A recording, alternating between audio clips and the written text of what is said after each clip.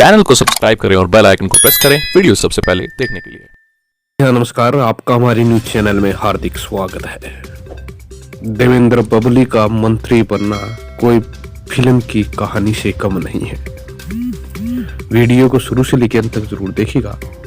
अगर आप हमारे चैनल के साथ नए जुड़े हैं तो चैनल को सब्सक्राइब करना मत भूलिएगा। हरियाणा की बीजेपी जेजेपी गठबंधन सरकार में आज जेजेपी के कोटे से टोहाना के विधायक देवेंद्र बबली का मंत्री बनना बड़े मायने रखता है।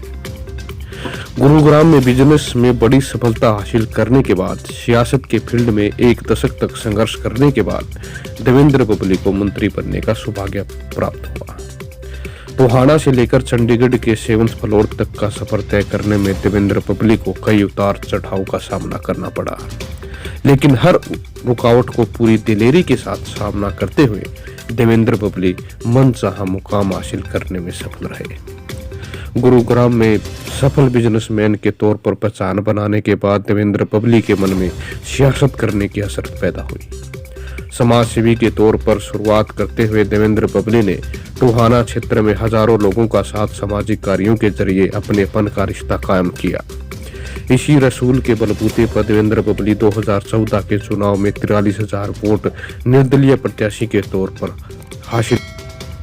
पहले ही चुनाव में इतने वोट हासिल करना प्रतीक रहा और इसी बढ़िया परफॉर्मेंस ने उन्हें राष्ट्रीय पार्कों के जरिए सियासत को आगे बढ़ने के लिए प्रेरित किया।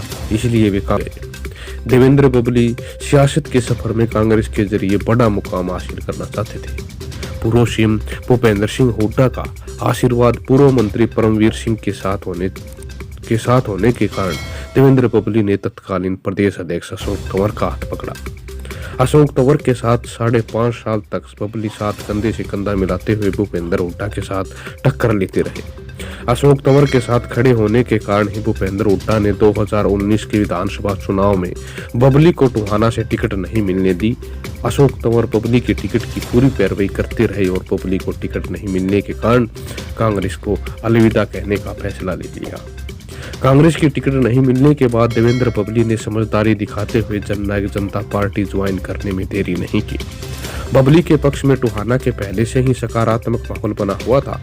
ऐसे में दुष्यंत चौटाला की बढ़ती लोकप्रियता ने देवेंद्र बबली के लिए सोने पर सुहागे का काम किया और दोनों की जुगलबंदी के कारण देवेंद्र बबली ने भाजपा के प्रदेश अध्यक्ष सुभाष बराला को 50,000 वोटों से मात दे दी। विधानसभा चुनाव में सबसे बड़ी जीत दर्ज करने के कारण देवेंद्र बबली के सरकार के गठन के समय ही मंत्री बनने की प्रबल संभावनाएं थी, लेकिन बड़ी रुकावट के चलते देवेंद्र बबली को मंत्रिमंडल में शामिल नहीं किया गया। मंत्री नहीं बनाए जाने के कारण देवेंद्र बबली और अपने समर्थकों में निराशा का माहौल रहा। सुभाष बराला के खिलाफ बड़ी जीत हासिल करने के कारण देवेंद्र बबली के ऊपर भी वोटरों का काम कराने का प्रेशर लगातार बढ़ता जा रहा है। इसलिए वे कई बार जज्बातों से नियंत्रण होते हुए नजर आए। देवेंद्र बबली को अनदेखा करना दुष्यंत चौटाला के लिए भी मुमकिन नहीं था। इसलिए 2.25 साल बाद आज देवेंद्र बबली को मंत्री के रूप में शपथ दिला दी। बबली का मंत्री बनना एक संघर्ष की सफलता के अंजाम तक पहुंचने फिल्मी कहानी है। देवेंद्र बबली ने अभी तक जो चाहा हासिल करके दिखाया। उनके मंत्री बनने में चाहे देरी हुई, लेकिन तमाम रुकावटों के बाद उनका मंत्री बनना उनके समर्थकों को सुखद एहसास दिला गया है।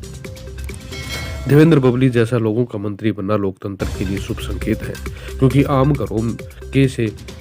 घरों से जुड़े नेताओं का सत्ता में साझेदारी करना बड़े मायने रखता है और दूसरे लोगों को लिए भी आशा की नई किरण साबित होगा। कांग्रेस में गुटबाजी के कारण देवेंद्र बबली विधायक नहीं बन पाए, लेकिन दुष्यंत चौटाला के साथ मिलाप उनके राजयोग के दरवाजे खोल गया। इसलिए वे आज सत्ता के साझेदार बनने में सफल हो गए।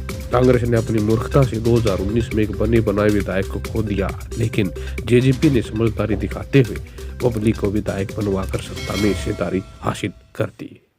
बने रहेगा चैनल के साथ। मिलते अगली वीडियो में। धन्यवाद।